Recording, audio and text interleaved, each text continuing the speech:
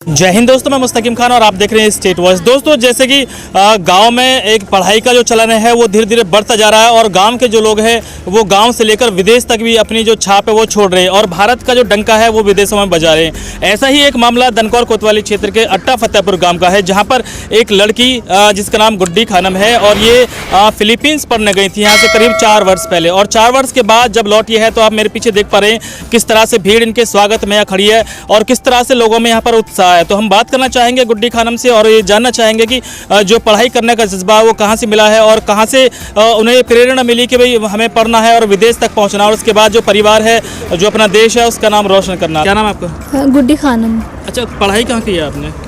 दनकौर से ही की थी, यस कॉन्वेंट जूनियर स्कूल। शुरुआती पढ़ाई कहाँ तक की थी यहाँ पर? यहाँ पे 8th तक की थी एंड उसके बाद सावित्रीबाई फुले से 9th to 12th की। जी। और उसके बाद कोचिंग की आकाश इंस्टीट्यूट। तो सावित्रीबाई फुले ये इंग्लिश मीडियम था हिंदी? या English medium. It's all English medium from 6th standard to 12th। It's girls, it's only girls and for 6th to 12th we have to stay in the hostel for studies, and that's the main reason we are always like studying, always preparing for the exams and all। and अगर घर पे होते हैं तो ऐसा होता है कि कुछ चीज़ों में मन भटकता है, दिमाग भी इधर उधर, but as we were only in the girls hostel in the from 6th to like 12th। तो कभी जो पारिवारिक लोग हैं इन्होंने कभी मतलब ये अड़चन ना लगे भाई हॉस्टल में नहीं रहना चाहिए, जैसे आप? नहीं, मेरे जैसे गांव का माहौल होता है तो लोग डरते हैं भाई अपनी बहन बेटी को बाहर भेजने से, तो इस तरह से घर में क्या माहौल बन गया था?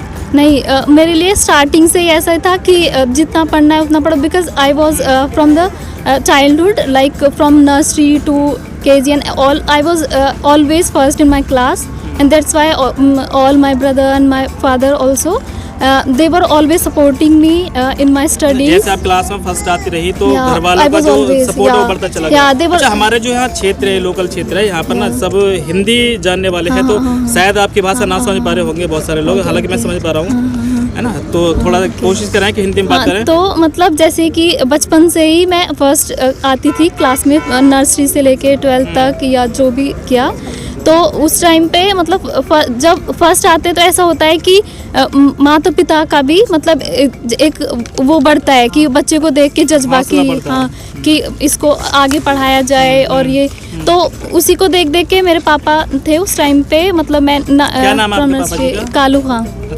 तो नर्सरी से लेके मैं जब फर्स्ट ही आती थी तो हमेशा वो मतलब मेरे साइड में बैठ के ही कहते रहते थे जितना पढ़ना चाहेगी तुझे उतना पढ़ाऊंगा, और मतलब हमेशा मुझे मतलब एक ग्रामीण क्षेत्र है, काफी पिछड़ा हुआ क्षेत्र है, तो ऐसे माहौल में इतनी ज्यादा पढ़ाई करवानी या घर में इतना सपोर्ट करवाना, मतलब मुझे नहीं लगता कि हर कोई इतना ज्यादा कर पाएगा। जी, नहीं कर पाएगा। आप कहाँ तक पहुँची, मतलब कौन से देश से पढ़ के आई हैं अभी? फिलीपींस से।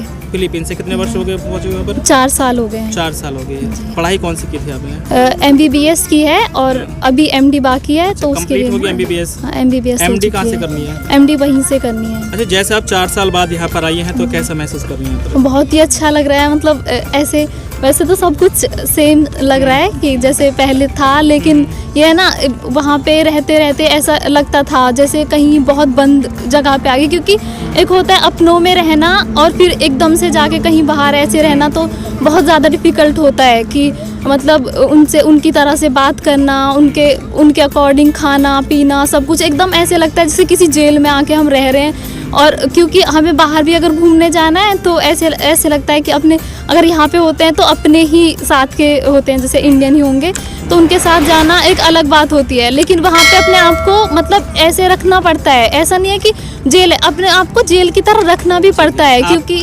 पढ़ाई करनी है तो रखना पड़ेगा। हाँ, वही। लेकिन जैसे आप यहाँ इंडिया से वहाँ पहुँचे थे तो आपके कोई फ्रेंड सर्कल में थे जो इंडिया से थे? हाँ, इंडिया से एक दिल्ली से लड़की है, वो भी साथ में आई थी अभी। साथ ही आपने पढ़ाई की? हाँ जी। जैसे आप यहाँ पर आई हैं अभी यमुना एक्सप्रेसवे से नीचे उतरी है, तो आपको उम्मीद थी कि इस तरह से आपका स्वागत होगा, इतना शानदार स्वागत होगा? उम्मीद थी ऐसे?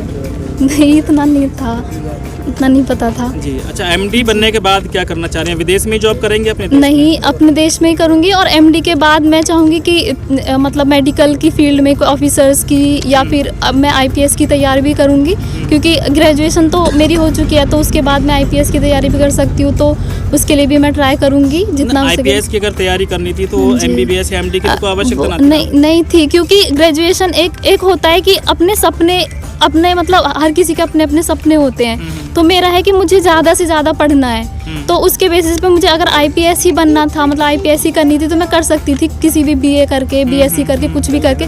बट मुझे एमबीबीएस भी करनी थी, तो अब मुझे हो गया कि मैं एक डॉक्टर भी बन गई हूँ।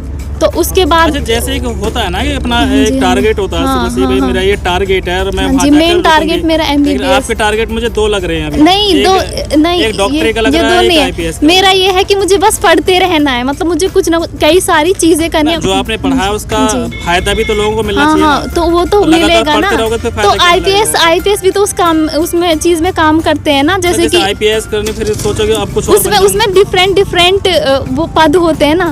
तो एक पद ऐसा भी होता है जिसमें मेडिकल फील्ड में, जैसे कि एजुकेशन की फील्ड में हम काम करते हैं, शिक्षा की फील्ड में, तो उसमें अगर मेरा आ जाए, या फिर मेडिकल के ऑफिसर्स होते हैं, वो उन्हीं से तो पद आते हैं ना सारे के सारे। जी, जी। तो उसमें मैं काम करना यूपीएससी चाहूँगी। कोशिश करने के लिए कहाँ जाने वाली, यहीं पर करेंगी या विदेश में मैं जाएंगी? खुद ही यहीं पे करूँगी।